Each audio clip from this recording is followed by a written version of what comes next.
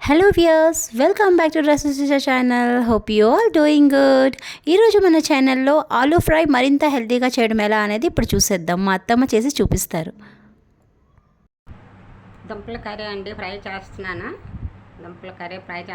సాంబార్తో చాలా బాగుంటుంది. చూడండి, లైక్ చేయండి, ఓకేనా.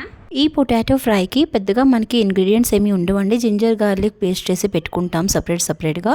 అలాగే మినపప్పు మాత్రమే పోపులో వేసుకుంటాము. Green chilli and curry leaf add చేసుకొని. ఆవాలు ఏమీ అవసరం ఉండదండి. జస్ట్ 10 మినిట్స్లో ఫాస్ట్గా ఈ పొటాటో ఫ్రైని చేసుకోవచ్చండి.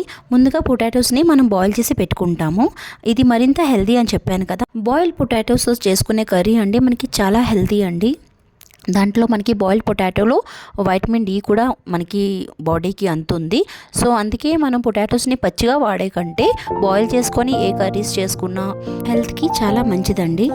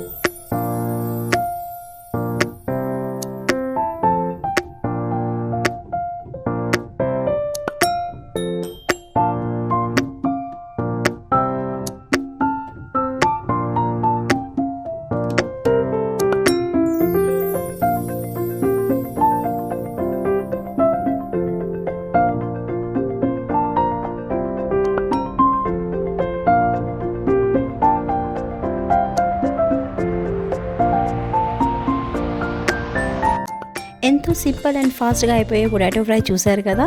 సో తప్పకుండా మీరు కూడా ఈ పొటాటో ఫ్రైని ఇంటికి ట్రై చేయండి. వేడివేడి అన్నంలో ఆవకాయ నంచుకుంటూ పొటాటో ఫ్రైతో తింటే చాలా బాగుంటుందండి. అలాగే సాంబార్తో కూడా చాలా టేస్టీగా ఉంటుంది. వీడియో నచ్చినట్టయితే ప్లీజ్ ఒక లైక్ చేయండి. Thanks for watching. బాయ్.